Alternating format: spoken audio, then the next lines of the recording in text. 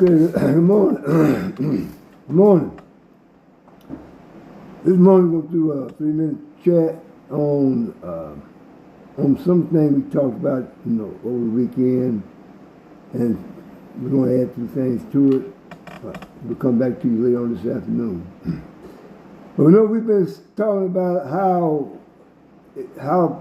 a lot of us accept what man says, but don't accept what God says. Now, that doesn't sound bad, but it's terrible. It's not only bad, it's terrible. When it comes down to things of God. It will come down to like working on a car, working on building a house, like it's not the same thing. That's not what I'm talking about. I'm talking about, doing the thing that God said do, or doing the thing the man said do, as far as God is concerned, and his Torah, his word.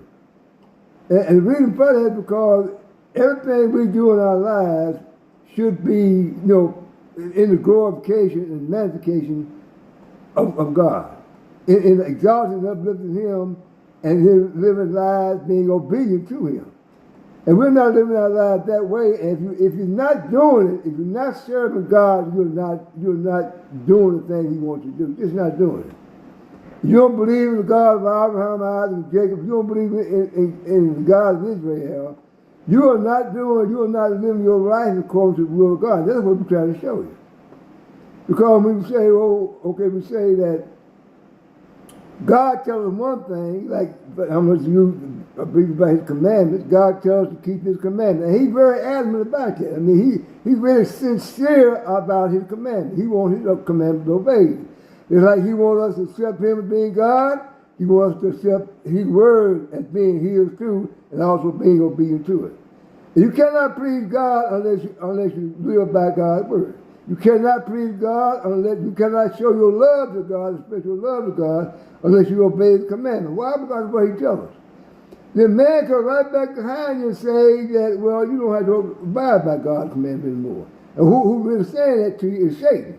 Because the man that don't believe in among God, then Satan has taken over his life. Same thing goes for woman. This is not the first time you're saying this. And when you go against God, when Satan comes to you and says, well, you don't have to observe the commandments anymore, and you don't do it, that means you just forget all about him. Just believe what he said. That's the only thing you got to do, believe in the man, bleeding something down on the cross. All of them is lies, what man say about God, but God tells you the truth. You got to realize that.